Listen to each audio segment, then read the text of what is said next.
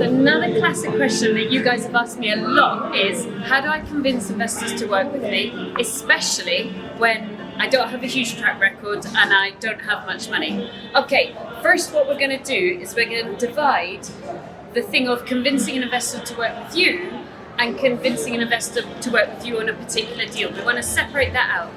You want your investor to make one decision very clearly, very steadily before they make the next decision. So you don't want them to go, should I work with this person and should buy this property? No. You want them to go, let me decide to work with this person in principle, and then what you're going to do is you're going to put a property into that agreed relationship, okay? So let's talk about the working in principle. I'll do another video about how to look at the agreed property. An investor is not going to just decide to work with you. They got to get to know you, they've got to get to know who you are, they've got to understand your values, how you work, they've got to understand how consistent you are when you're doing property. It doesn't actually matter that you're not particularly experienced. That is of no massive interest to them. Okay, Chico, what is of interest to them is that there is a match in terms of personality, value set. There are two things your investors are interested in. One, how much money am I going to make? And two, how safe is my money? So convincing the investor to work with you is much more about how safe is my money. Typically, you're going to have to meet up with them between 5 and 9 times. Meet up, phone calls. For you younger millennial people, I do not count WhatsApps, I do not count texts, I do not count email as a touch point. You want to do between 5 and 9 touch points before you and your investor are going to get to a position where you agree to work together in principle, whether you're selling them a deal, whether you're doing a buy to sell, or whether they're going to lend you money. So you need to move your investor list, if you like, to 5 to 9 touch points. That means meeting up with them, talking about how in principle you're going to work, be very clear about the structure of what you do, have all your legal paperwork, which you can get from my website, so that's really easy for you. And then the investor will have built up enough trust to decide to work with you. Now the question is, if you don't have a lot of experience, what do? You look at what you do have in terms of experience.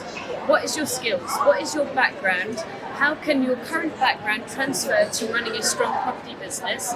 You talk about being a high growth, you share your business model, you share the deals you could have done if only you had investor money, and you talk about what you're delivering, how many hours you're working, what your current working property is, what your previous background was, and why the principle of them working with you is going to benefit them enormously. Then, and only then, do you move on to the actual deal. So first, you agree the principle of working with the investor, you have an agreement in principle, that's beautifully signed up, and then you plot the deal in. Okay? Now let's talk about the deal. I want you to do 45 pieces of research because you're going to present a 9, 10, 11-page report to your investor with rental values, single let values, HMO values, buy-to-sell opportunities, and you're going to give 45 pieces, 20 solds, 20 on the market, and 5 estate agents.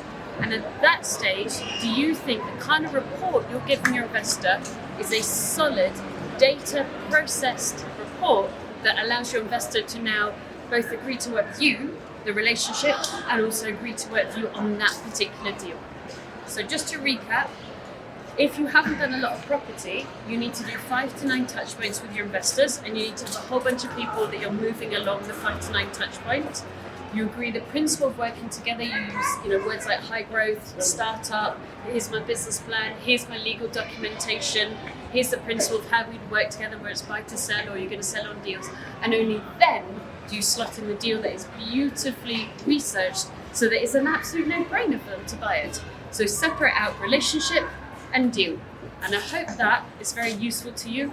There is no excuse not to start now. Not quite sure where to start managing a portfolio? Learn to Let.